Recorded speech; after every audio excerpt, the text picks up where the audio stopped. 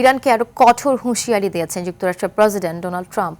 একই সঙ্গে Ayatollah Ali খামেনির মৃত্যু প্রসঙ্গে প্রতিক্রিয়া জানিয়েছেন ইরানের নির্বাসিত রাজপুত্র রেজা পাহলাভি।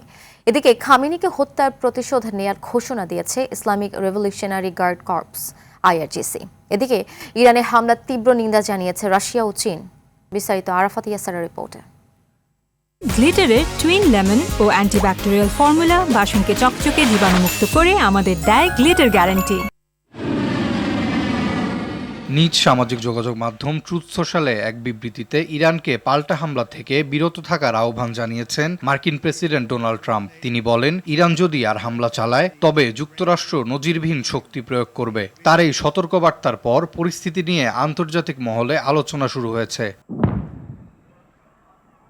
এদিকে ইরানের শেষ রাজার ছেলে রেজা পাহলাভি আয়াতুল্লাহ আলী খামেনির মৃত্যুকে স্বাগত জানিয়ে যুক্তরাষ্ট্রে প্রকাশিত একটি প্রতিবেদনে বলেন, খামেনির মৃত্যুর সঙ্গে ইসলামিক রিপাবলিকের যুগও শেষের দিকে এগোচ্ছে।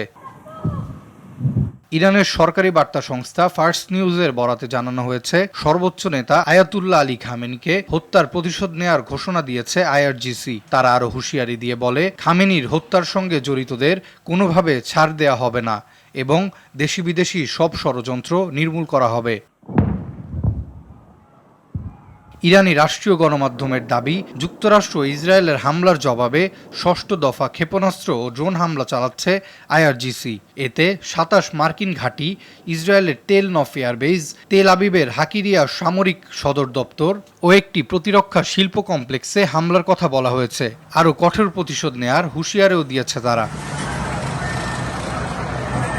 অন্যদিকে হামলাকে পূর্ব পরিকল্পিত আগ্রাসন বলে উল্লেখ করেছে রাশিয়া। মস্কো সামরিক অভিযান বন্ধ করে কূটনীতিক আলোচনায় ফেরার আহ্বান জানিয়েছে। চীনও একই উদ্বেগ প্রকাশ করেছে। মধ্যপ্রাচ্যের এই উত্তেজনা বিশ্ব রাজনীতিতে নতুন অনিশ্চয়তার ইঙ্গিত দিচ্ছে বলে মনে করছেন বিশ্লেষকরা। আরাফাত ইয়াসার, RTV।